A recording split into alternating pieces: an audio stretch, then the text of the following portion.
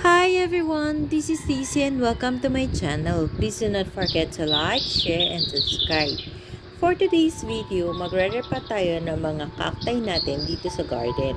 So, mostly of them are non-variegated gymnocalycium. Yung isa nga may blooming flower, pa ating 6 flower. So, napakaswerte natin dun sa gymnocalycium na to kasi nagbigay siya ng 6 flower this year. Yung ibang gymnocalycium, in-upload ko na para mabilis yung pag-video natin. Cactus corking is a normal and natural adaptation for cactus plants, and it is not typically considered a serious problem. In most cases, cactus corking does not require any type of treatment and simply a result of the plant's response to environmental stress. Too much sun is one of the potential cause of a problem known as cactus corky scab. This problem causes brown spots to arise on the skin of the plant, which gradually form into calluses or scabs into the surface. Move the plant out of the intense sunlight and the problem may resolve itself. So, let's start repotting. So, gagamit ako ng Akadama soil. Akadama soil is originated from Japan, pero yung 3/4 ng soil mixture dun sa pot is my usual soil mixture or potting mix, which is 50% long soil and 50% pumice-stone, and then maglalagay lang tayo top dressing na Akadama soil. Bakit Akadama soil yung pinili ko for top dressing? Kasi nakita ko yung improvement ng non-variegated gymnocalycium ko na nagbigay ng 6 flowers. Siya lang kasi yung may toppings o ginamitan ko ng Akadama soil, and nagulat ako sa binigay niyang flower. Imagine, nagbigay siya ng 6 flowers, sunod-sunod yon.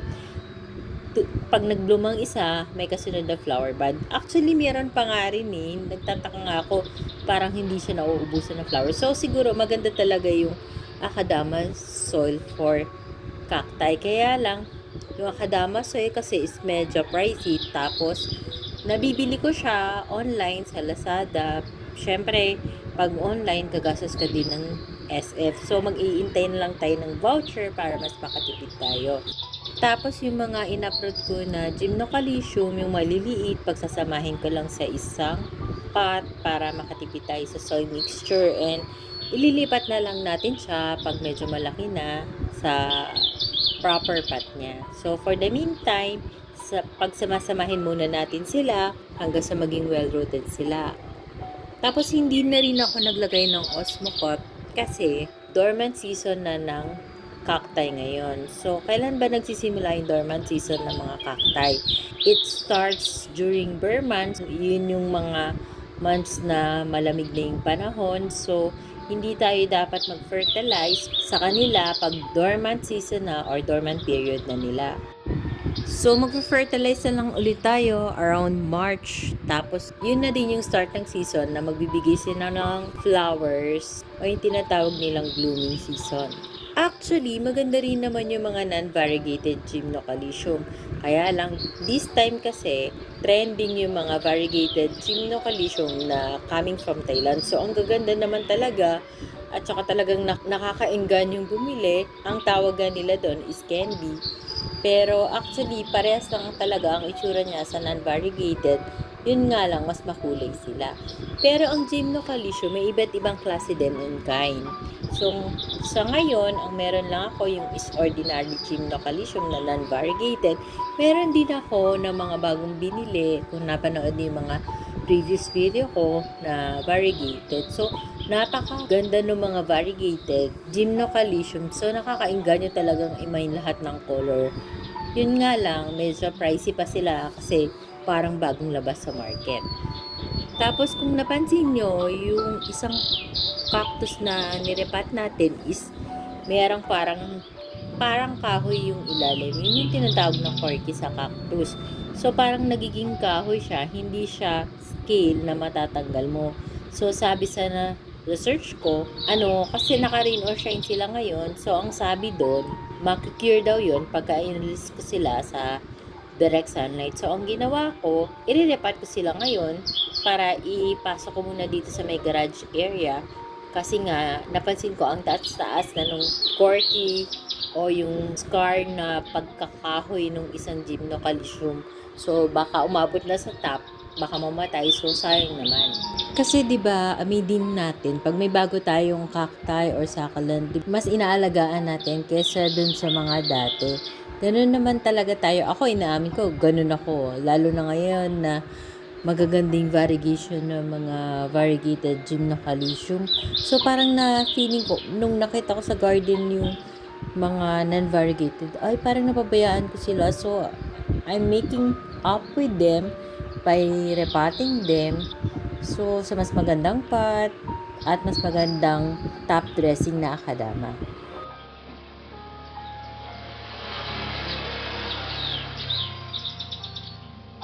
Cacti are low-maintenance plants that have a long dormancy period during the cool months. Water once in September, once in November, ignore them in December, and water once again in January. As they get longer in March, dormancy will break and the plants will need to be watered and fertilized. Ito nga yung sinasabi ko sa inyo kanina na pag bare months, malamig ang season, dormant sila, hindi natin sila dapat i-fertilize. I-fertilize natin sila pagdating ng summertime para makapagbigay sila ng flower pag mature na sila. So, we're done potting the cacti in our garden. Merong iba't ibang klase. And then, may mga maliliit, may mga malalaki, may corky. So, let's have a final and closer look of each cacti that we have potted today using Akadama soil as top dressing.